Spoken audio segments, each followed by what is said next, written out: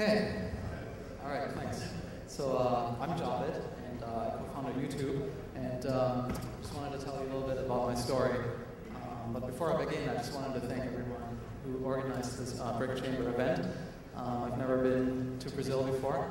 This has been really exciting, and we've been meeting tons of people, and I feel like a 2-year-old, because every day when I wake up here, I'm learning. Everything I'm seeing is new, so I'm learning constantly.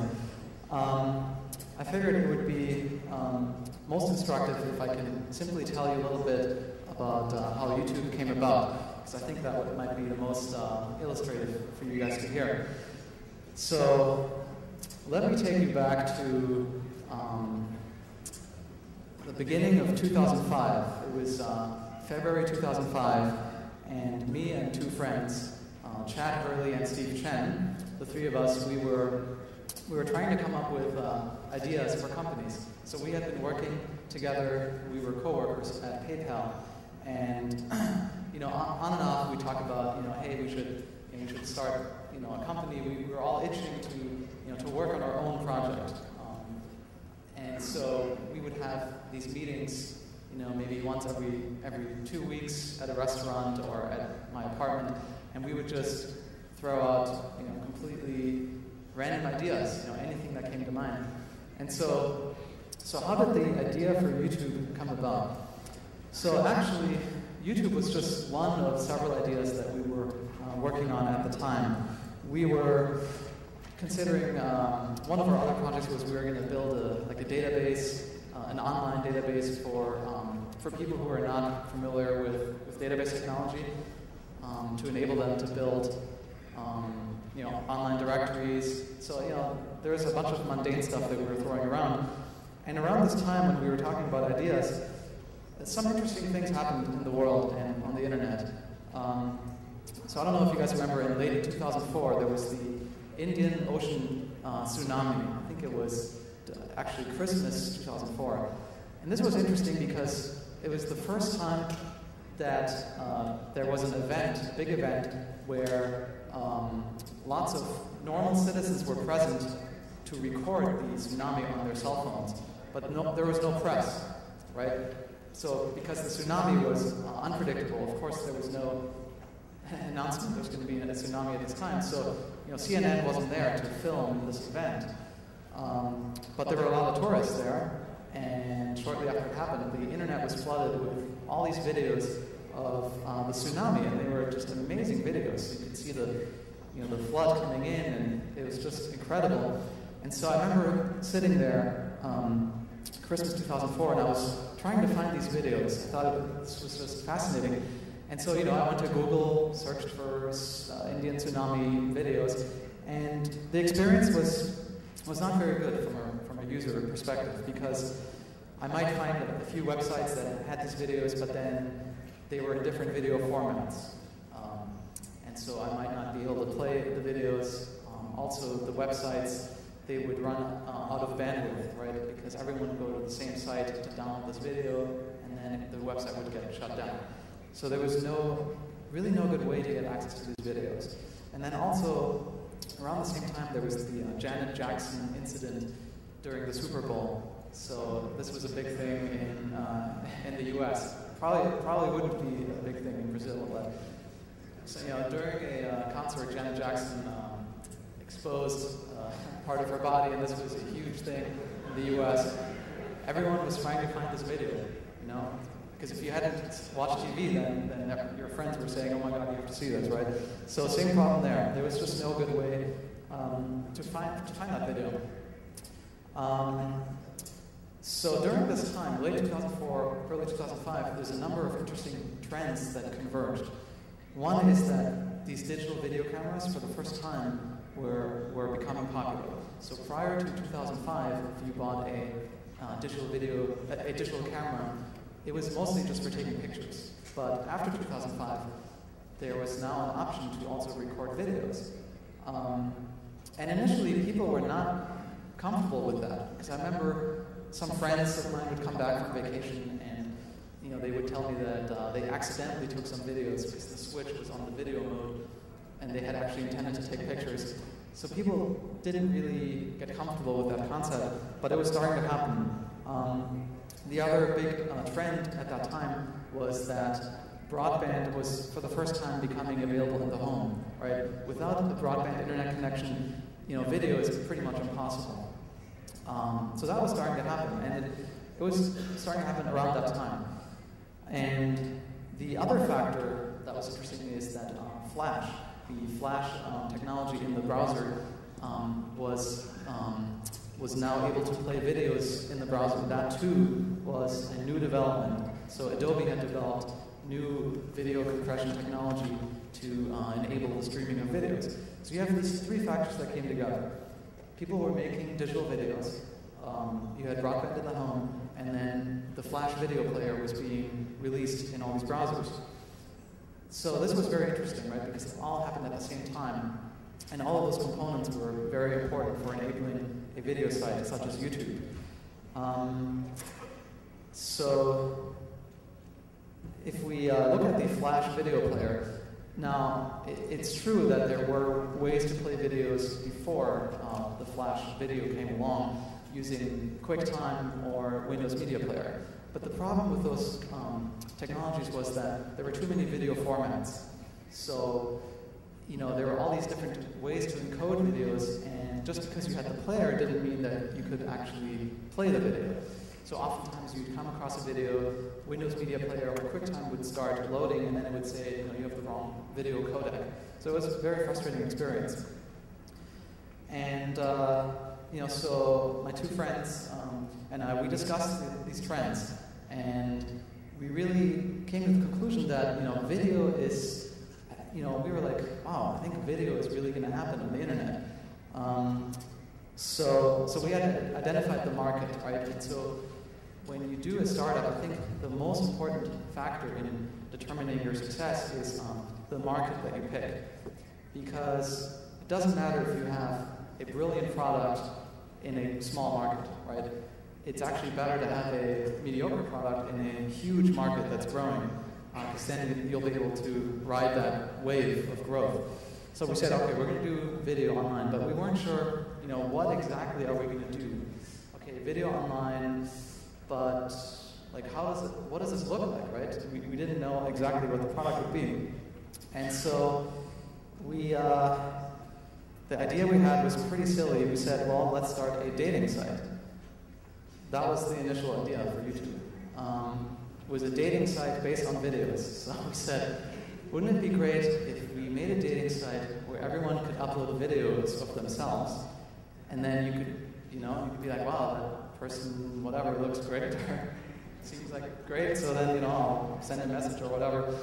So that was the first idea, and we actually implemented that site. So if you had gone to youtube.com in April of 2005, you would have seen a dating site. And the slogan at the time was, tune in, hook up. That was the slogan. And it was very basic. You couldn't even decide what videos you wanted to watch. Every time you went to our website, it would show you a random video. And then you had to rate the video. So you could rate the video from 1 to 10. And this is actually very similar to another dating site called Hot or Not, which was very popular at the time. So really, the first version of YouTube was simply a clone of that site. Okay, so we had this site, and then what happened? Well, there weren't any videos on it, right? So we said, well, we need girls on this site. I mean, otherwise, no one's going to visit. So we said, well, how do we get videos of girls on the site? Okay, we said, let's go to Craigslist, and we'll post an ad on Craigslist, and we'll say, if you're a girl and you post a video on our site, YouTube, then we'll pay you $10 per video. And we thought this would be awesome, right? Awesome idea. Turns out no one replied to that at all. Okay, so that didn't work. But we needed some sort of videos. So then my hobby is I'm interested in airplanes and aviation and stuff like that. And I had a lot of videos of airplanes on my computer. So I said, okay, I'll just upload all these videos of airplanes onto the site. Okay, that didn't make much sense either, right? It's like tune in, hook up, dating site, airplanes. Didn't make too much sense. So we basically, nothing happened on the site. There was no one going to it, no one was uploading anything. And so our first strategy basically had been to copy Hot or Not, which was a dating site for pictures, for videos. So since that didn't work, we then looked at another site called Flickr. So obviously, I think everyone knows Flickr, the photo sharing site that's now owned by Yahoo. And we said, well, people are uploading all these photos to Flickr, but maybe they want to upload videos. And why don't we just create Flickr for video? So that seemed simple. So the second version of our website, which we released in June of 2005, was basically, it was very similar to Flickr, except this time it was, for videos.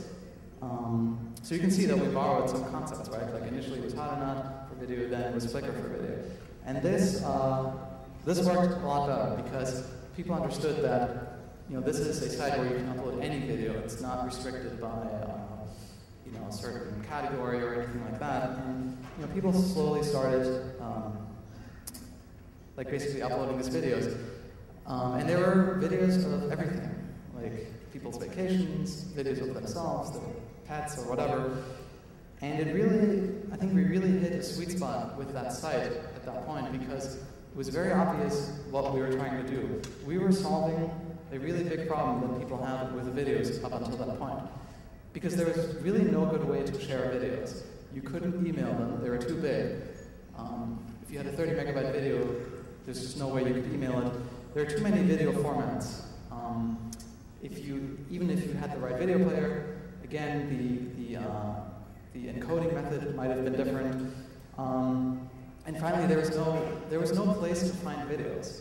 You could search on Google, but then you'd find these video files. But there was no way there was no central repository for videos. There was no way to discover more videos. And so slowly we started building additional features onto YouTube. So initially, if you went to YouTube, even after the second iteration, you just saw a random video, right? So we changed that, so we made it so you could search for specific videos. Then we added a number of things that really made YouTube explode. One of them was the embedded video player. So we said, even if you're not on YouTube, we want you to be able to watch videos on YouTube, even on another website. So we gave people, very simple HTML code and just said, if you put this on your website, people will be able to watch the video on your site. And so this was huge, because suddenly YouTube was not just being watched on YouTube, it was being watched all over the internet. Another thing we added was related videos. So this is a little window next to the video that shows other videos that are related to what you're watching. And so this is great because once people started watching something they were interested in, then they could find all these other things they were interested in. Now these things sound pretty trivial as I'm explaining them to you now, like the embeddable video player or related videos. It sounds awfully trivial, but at the time those were actually fairly innovative things. So it goes to show that when there's a area of technology where there hasn't been much development, then even fairly simple solutions can really go a long way. And I also want to underline that we borrowed a lot of these concepts and combined them into our site, right? So we borrowed things from Flickr, from Hot or Not. The next question that came was, well, if you have like millions of videos, how do you organize the content? Like how do you enable people to search? Because someone uploads, say, a video of their, whatever, Hawaii vacation. Well, how do we know that when someone searches for Hawaii to bring up that video? Because there's certainly no way to, write algorithms that recognize what's in the video. So there again, we borrowed a very simple technology called tagging from another site called Delicious. And this is really simple. When you upload your video, you just add some tags, right? So you upload the Hawaii video and you type Hawaii. Hawaii, vacation, ocean, beach, whatever. And again, this seems really obvious now, but at the time that was actually a new concept. In fact, it was so new that people didn't really understand it. So when people uploaded their videos, they would type in ASDF for all the tags, right? So everything was ASDF. Okay, so how do we tell people? How do we explain? Encourage people to put accurate tags. Well, it turns out the problem kind of corrected itself, because on YouTube, the point of YouTube essentially is everyone wants to be famous. Everyone wants their videos to be watched by as many people as possible. So after a while, people understood that if they enter accurate descriptions for their videos, then they're more likely to be found. So essentially, on YouTube, we let the community build the site. We gave them some tools, but then the rest of the work was basically done by the community. They provided the videos, they provided the descriptions, they even did a lot of the flagging for us, so if there were inappropriate videos, they would be flagged by the community. So, YouTube was basically all about the community, and the technology, apart from scaling, was, I would say, fairly straightforward, but then the main insights came from combining all these different components from a number of different websites. So,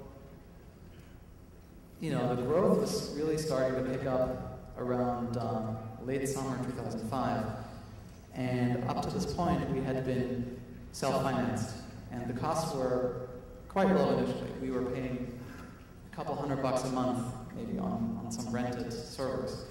But things were starting to really pick up, and we would get on these conference calls with the internet service providers where we were hosted, and they would tell us, your site has exceeded the entire capacity of our entire hosting center. You're killing all the other servers because no one else can get any traffic. And they told us, we have never seen anything like this. They kept telling us that. So then we, started being hosted out of multiple hosting centers, and it just started getting very expensive very quickly. So we started looking for financing. And surprisingly, when we talked to venture capitalists at the time, you would figure, looking back, that people would be throwing money at us, trying to invest. But that was not the case. We talked to a handful of VCs, and a lot of the VCs said, that's cute, but why would I want to watch someone else's videos? And we didn't really know how to explain that to them, because we felt like, we understood this idea, we understood why this was interesting, but it was difficult to convince people of the concept. And so it was not actually as obvious of a great investment at the time.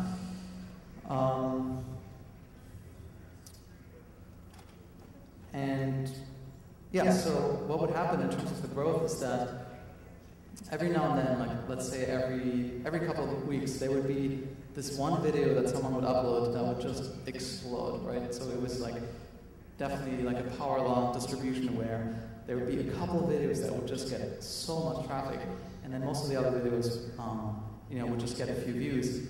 But the thing that was interesting is that as time went on, more and more of those types of videos were uploaded, right? So initially it was say every 2 weeks, but then it started happening every week, and then every 3 days.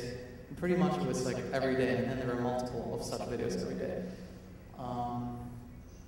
So the growth just was just supercharged at that point.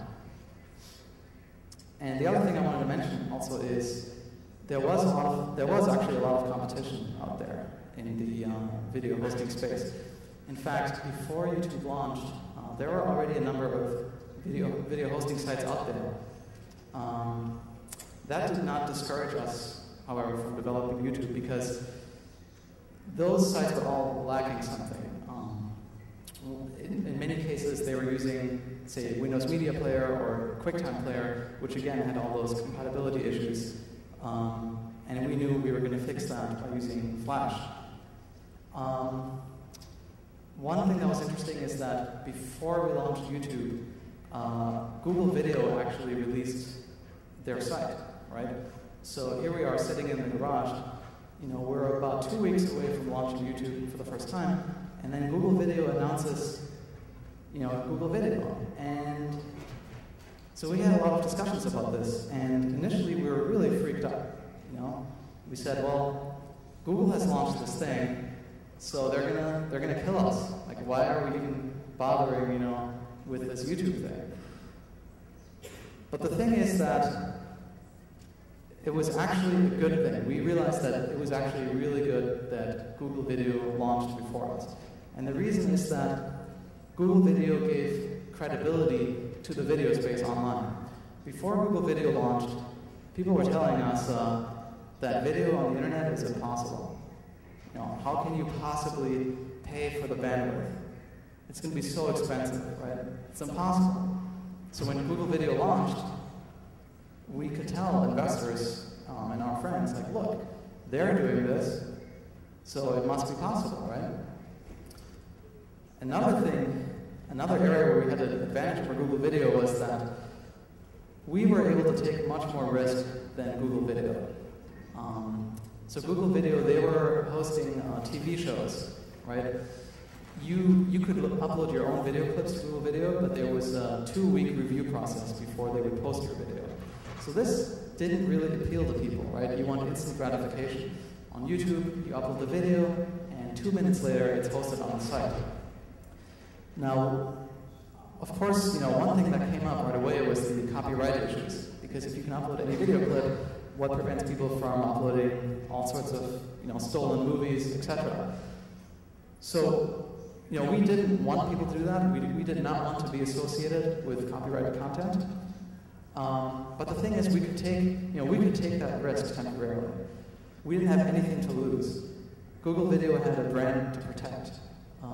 If Google Video had allowed everything to be uploaded and hosted instantly on Google Video, it would have been a huge hit to Google, right? They could have been sued by all these, you know, whatever movie companies, and it would have been horrible for their brand. But the advantage we had is that we were 3 guys in the garage, and you know, what's the worst thing that can happen? Okay, we can get sued.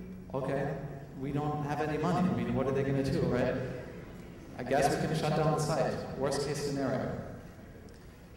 And so that really came to our advantage because, well, you know, we never encouraged copyrighted content on the site, and we removed it promptly when we saw it. But you know, YouTube did gain a lot of popularity because you could find pretty much anything up there, and there was no review process, and that was really important. You could upload it, and it was on the site immediately. Yeah, so I mean that was basically the early stage of the company, and I think it might be best for me to take a few questions maybe so I can clarify some things or fill in some of the other questions.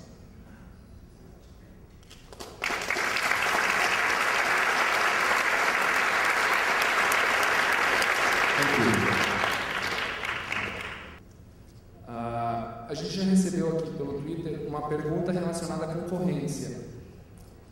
Você mencionou que ficou com medo do Google e tal, e sobre os outros concorrentes, o que você acha?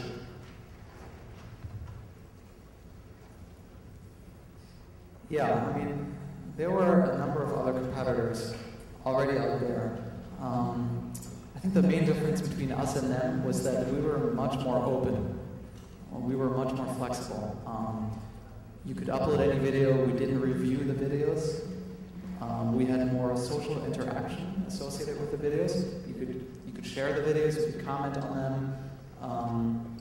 You could create playlists and all that kind of stuff. And so I think what we did is we developed a platform where people could express themselves, and everything else we left up to the user community. I think that was really important. A lot of the other video sites, they tried to force the community into a certain way. So they said, you know, you can only upload these types of videos, or we'll review the videos, or we won't let you embed the videos, because we want you to come to our site to watch them. We didn't have any of those restrictions. We just opened it up completely, and I think that's where a lot of the appeal was in doing that. Outra pergunta é relacionada ao negócio. Vocês criaram uma bela solução tecnológica e tem investimento, mas como transformar isso em revenue? Right.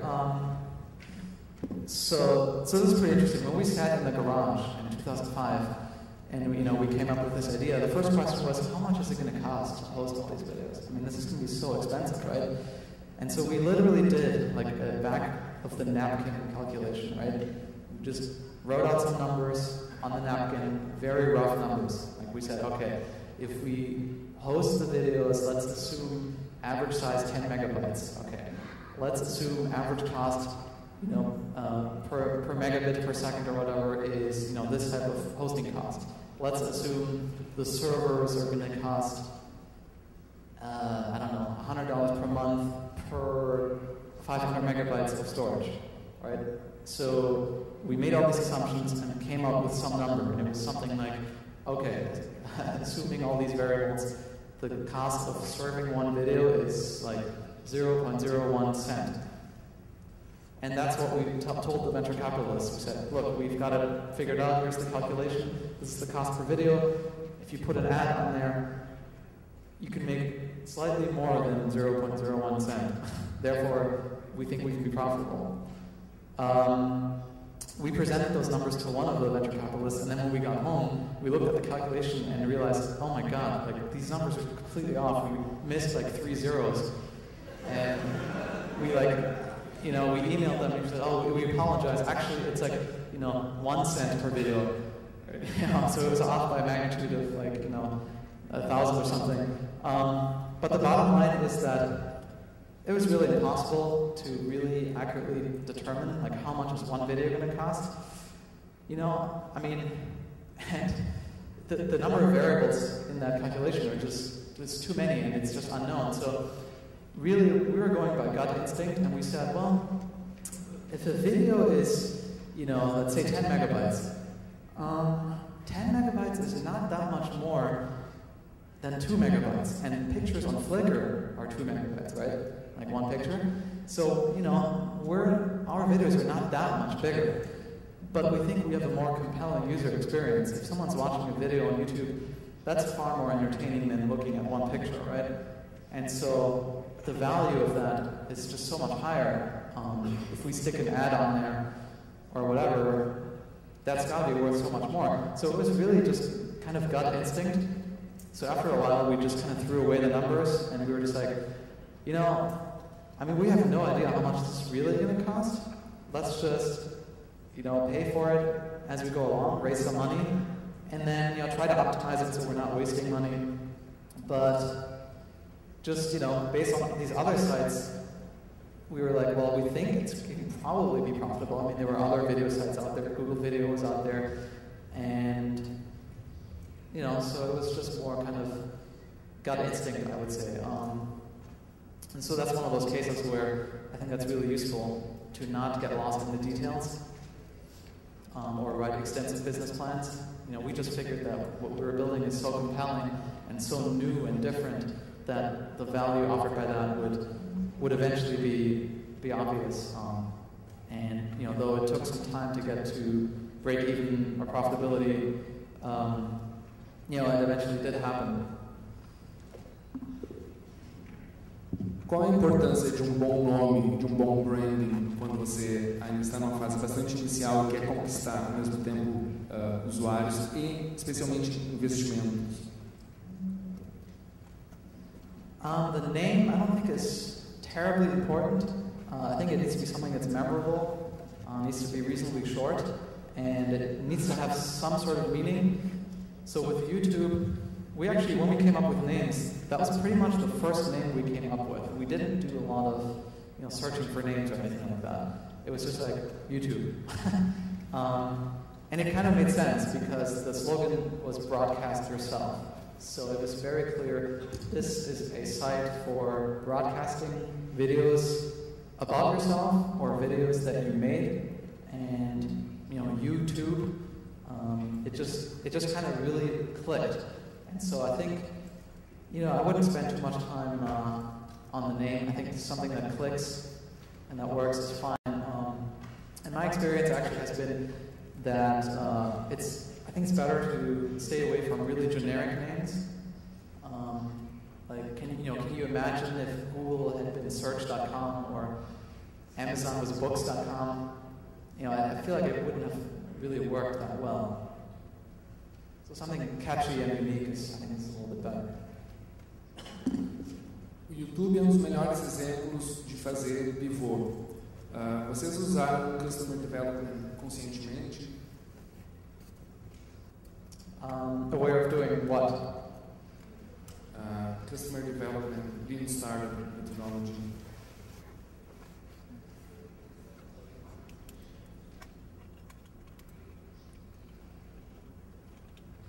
Yeah, I think we realized that we were kind of the classic startup. I think we realized we were borrowing a lot of methodologies from other startups that we admired. So it was, 3 guys in the garage.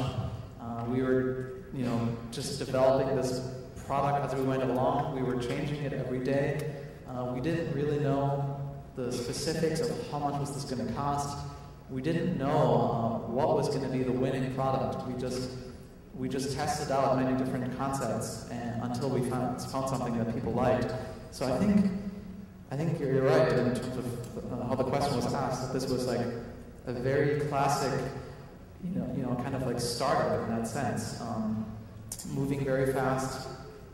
We were not relying on any tradition. A lot of people were telling us, including investors, this is way too expensive. There's no way this can work. How are you going to pay for this?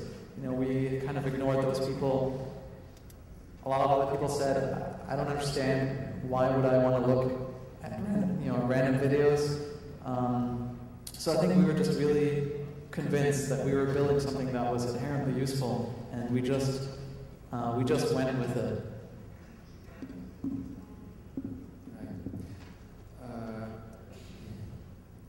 Quanto você acha que a sorte teve de importância na criação do YouTube chegar até esse ponto? I think there was a lot of luck, for sure.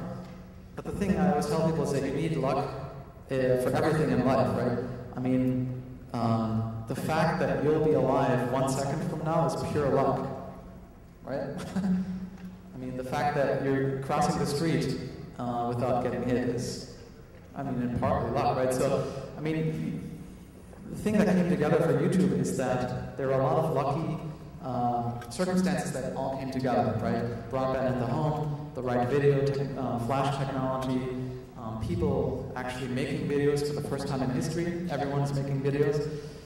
These are all things that are coming together, and I think we recognized that they all intersected at this one point in time. So I think that's where maybe intuition comes in.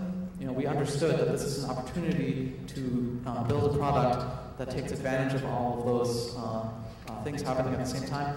But the fact that they happened then, I guess that's partly luck, right? If YouTube had been developed 2 years earlier, it would have been way too early. The bandwidth would have been too expensive, just as another factor, right? And so going back to those, back of the envelope calculations that we were doing, one thing that we knew we could rely on is that no matter what the current cost is, we know that bandwidth cost will be cut in half every 6 months, or something like that, right? So we knew that even if it's too expensive now, just because bandwidth is getting so cheap, it will be much less expensive 3 months from now. And the same is true for storage, right? If we're storing hundreds of millions of videos on these hard drives, even if that's expensive now, the cost of that storage is going to be cut in half next year, and again in half the year after that, and again, right? And so it gets exponentially cheaper to store and serve these videos. And that was great, right? Because even if something didn't work at the moment, it meant it might work later on. But still, all those things have to come together at the same time, and I guess, yeah, I mean, a lot of that is definitely a lucky circumstance, but the important thing is kind of recognizing that. Bom, a gente tem algumas perguntas aqui que dá para misturar. Em algum momento você teve um plano B, caso o YouTube não desse certo? Também, se você fosse fazer outra coisa a partir de agora, o que você faria próximo? E também, como você acha que o cenário vai estar no Silicon Valley em 2015? How the what will be in 2015? Silicon Valley. Okay.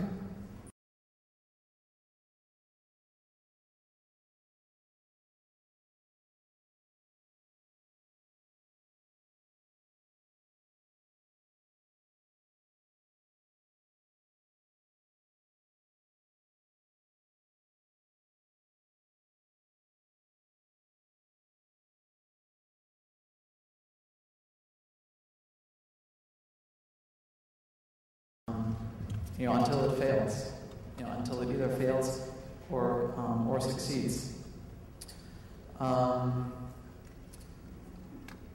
What would I do if it hadn't been YouTube? Well, I think that there's always opportunities, but the opportunities change, right? So maybe it was video in 2005, or social networking in 2004, or whatever, picture hosting in 2002. So there's, it's always something different because, and I think it's hard to predict what it's going to be. But there are just these trends that develop, and I think if you pay close enough attention, sometimes you can see them coming. Like I was explaining, with these confluence of 3-4 different factors all coming together. If you really look at that and analyze it, you can see this coming, right? Like back in 2005, I think if you were into, and this is where it helps to have something that you're really passionate about, right? So I happen to be passionate about videos, and so for me, I was seeing this as a upcoming trend. I would like to share all these videos. I'm making all these videos. I don't know how to send them to people. I don't know how to find these videos, but I'm seeing the solution that I could implement. And so I think it's easiest to see these trends in an area that you're personally interested in, right? So I don't know anything about, say, I don't know, like networking equipment, right? Like I'm not an expert on hardware. So I wouldn't necessarily see these things because I'm not involved with those on a daily basis. But if it's something you're already familiar with, I think those things will be more clear to you. Temos uma pergunta aqui na plateia. Você fez uma observação que me surpreendeu um pouco. Você disse que o custo de banda, para os não conhecedores do significado de banda, quer dizer, capacidade de transporte de informação através de cabos, fibra ótica ou através da atmosférica, tende a diminuir de custo. Você acredita que isso vai ser sempre assim? Porque o que entra e sai no YouTube num dia, muitas vezes equivale a toda a transmissão de várias estações de televisão em vários dias, várias semanas. Ou seja, a quantidade de dados que o YouTube está movimentando é grande, imensamente grande. Se não há um limite nas estradas que transportam essas informações de capacidade. Eu preciso interromper para dizer que a pergunta foi feita por um dos ícones da escola, o professor Moraes Veiga, que eu não havia reconhecido na plateia. Meu professor.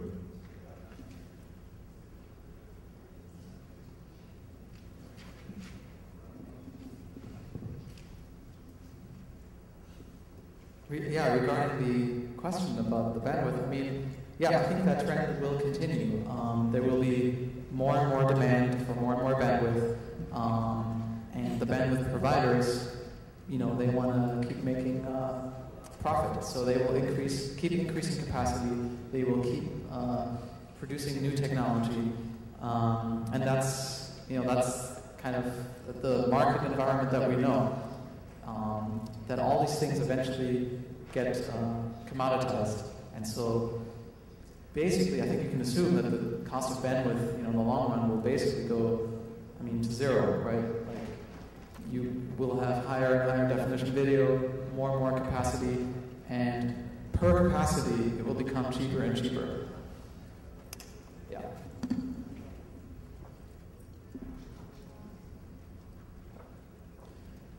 Você tem algum vídeo favorito?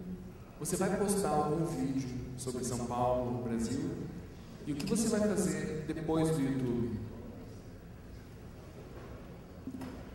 Yeah, I have tons of favorite videos. I think in the early days of the site, I was probably the most active user on it. Because again, the way the idea came about in large part was that I was kind of building something for myself. So that's another way, I think, to approach the search for a good business idea. It's basically asking yourself, what would I like to have that I could use that would make my life simpler, more productive, more fun, and if you can extend that concept to more people, then I think that might be, could be the beginning of a really good product idea. In terms of what I'm doing next, I'm currently investing in early stage startups that are in a very similar sector, so I focus on internet consumer applications. And that's mostly just because I know that space the best. So I believe in doing things in an area that you understand best.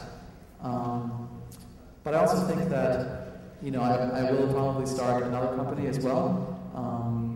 I don't know what it will be, but I'll let you guys know when I figure it out. Você acredita que propaganda e publicidade sempre vão sustentar esse tipo de negócios, ou você acha que é necessário achar uma outra forma também? That's an interesting question, because at YouTube we didn't really use any marketing. There was no traditional advertising, no marketing at all for a very long time. And I think that's the hallmark of a lot of these internet startups, which is that they kind of defy traditional approaches in business, right? Most other businesses would require huge advertising budgets, very clever marketing campaigns. But in our case, I think the product itself marketed itself, right? So, all we needed to do was basically build the site, wait for these hilarious, weird videos to be uploaded, and then everyone would go to the site and look at these videos, and every time someone looked at a video, in the lower right corner, there was a watermark, a little symbol that said YouTube, right? And so anyone watching the video knows that it's being streamed by YouTube.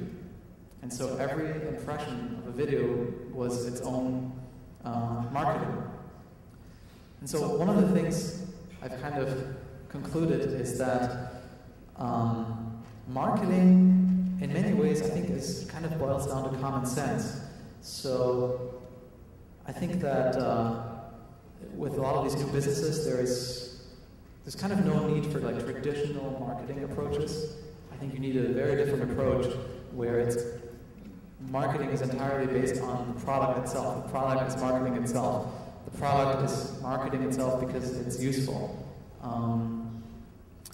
So that's my view on marketing in this space, at least.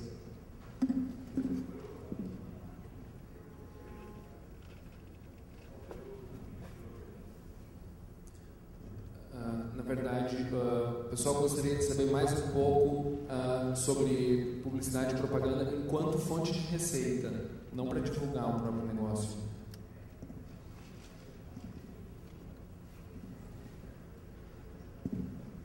Okay. Yeah, so the first question is always, well, how is this going to be profitable eventually, right? So even if it's not clear currently, at some point, you need to be profitable to be viable. And so what we always thought is that if we provide a useful service, then there's no question about our ability to advertise on it. the way we explain it to the venture capitalists is the reason we're hosting these small, short videos, these video clips, is because that's the fastest growing category of video content, right? Hollywood is only making like one movie a month or whatever, right? But these tiny video clips, I mean, there are maybe not 6 billion, but maybe 500 million people making these videos like every day, right? So there's all this content that needs to be exposed, that needs to be hosted somewhere. And if we capture that segment, which is so fast growing, that means that we will be growing that fast as well. And once we capture that segment and establish a brand, then it's quite easy for us to also host, the more traditional Hollywood content, like TV shows and movies. And that's exactly what we ended up doing. So we sort of use this fast-growing category of content to catapult our brand into this situation where we could then reach out and actually have the influence to grab this more traditional content. And we always believed that we were offering enough value to very easily come up with revenue streams, whether that's display advertising or video ads or anything like that. Temos mais uma pergunta na plateia.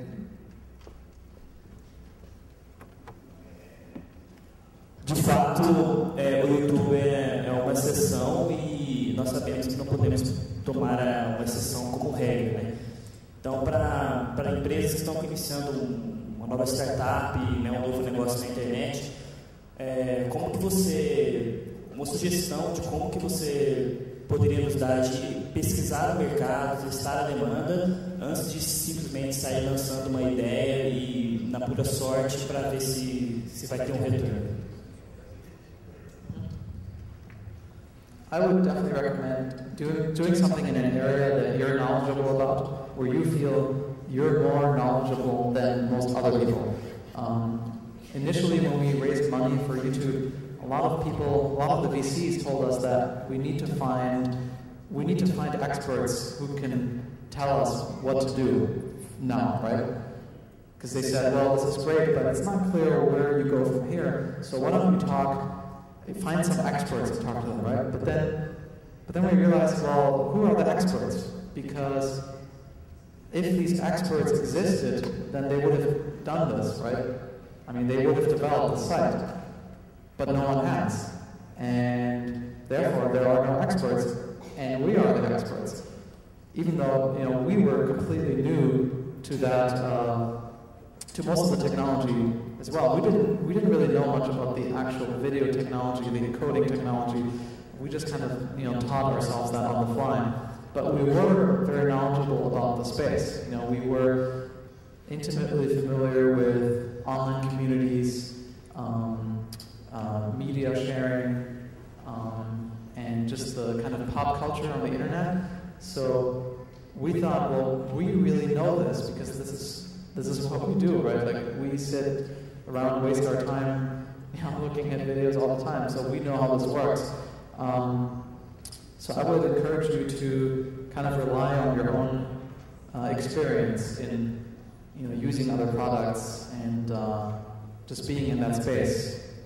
And I would actually not rely that much on like user studies or like asking like so-called experts, right? Because those are not the people that are going to create the next innovation.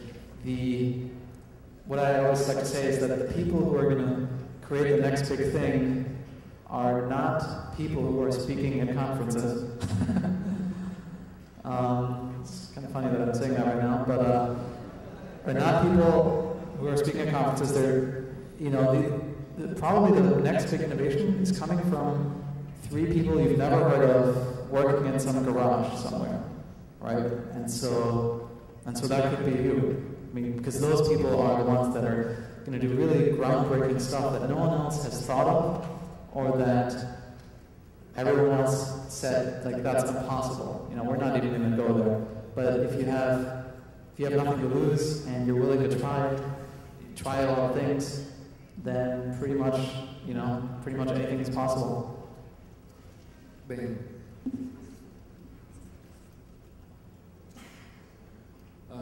como provavelmente não se sabe quem vão ser essas pessoas, o que elas vão fazer, todo mundo tem uma curiosidade como o Brasil aparece no radar de tendências de vocês no Vale do Silício, enquanto investidores e também enquanto simplesmente observando tendências. Qual é a opinião de vocês sobre o Brasil? Yeah, so, I just got here a couple days ago, and already, my impression is that there's tons of talented people here, there's so much room for growth, and I feel like, this is like a place that's just ready to explode. So that's my initial impression, that there's tons of stuff that's about to happen here. In terms of details, I don't know, I'm still overwhelmed by, all the new things I'm seeing.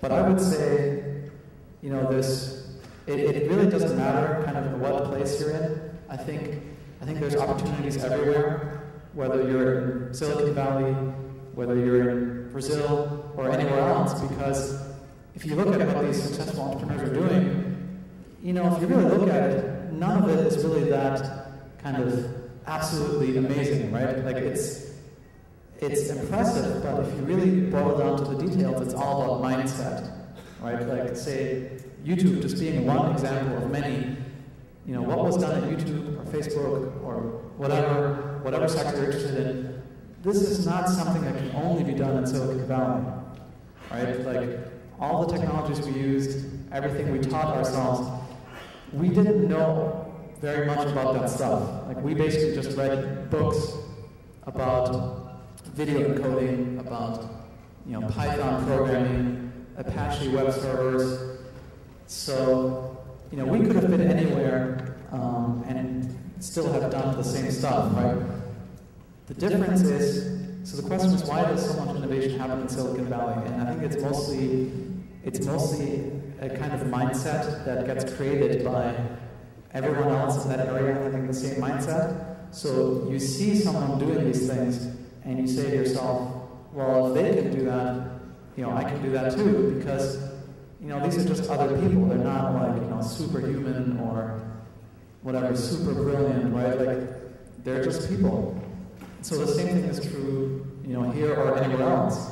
I think if you have enough exposure to these types of ideas, you can have the same mindset. So I think opportunity is everywhere, and it's much more an internal thing than external. It just depends much more on, your own thinking process or the people you surround yourself with than, say, the specific location that you're at.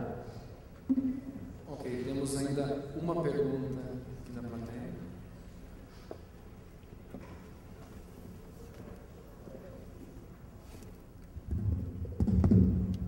Oi, boa tarde, eu sou o Rafael. Eu gostaria de entender o motivo de o YouTube não permitir vídeos com durações superior a 10 minutos. Agora mesmo eu uploadei um vídeo com a apresentação completa do Navinho, eu acho que é esse o nome dele, autorizado inclusive por ele informalmente, a duração de 28 minutos, o vídeo foi excluído. Eu vejo que algumas pessoas fazem um split no vídeo e colocam. Qual que é o motivo disso? É legal? É alguma prevenção? O que é? Obrigado. I think the decision behind the time limit is because when we first came out with the site, the idea was that YouTube is for kind of experiencing or enjoying these short video clips, right? Like stuff that you did on your cell phone, or some video you took on your vacation or in your dorm room. So the site, the original concept was much more about this is a fun site that you spend time on watching lots of different videos, right? So the 10-minute time limit, it's more symbolic. It's not about the 10 minutes, but it kind of communicates that this is not really for like watching like a 3-hour movie, right? Like the experience behind YouTube is not watching 3-hour movies. So I think that's a remnant of that early decision. I think probably that can be revised. And I think I wouldn't be surprised if in the future we will see movies and TV shows hosted on the site, but as I explained earlier, that wasn't the initial focus of the website.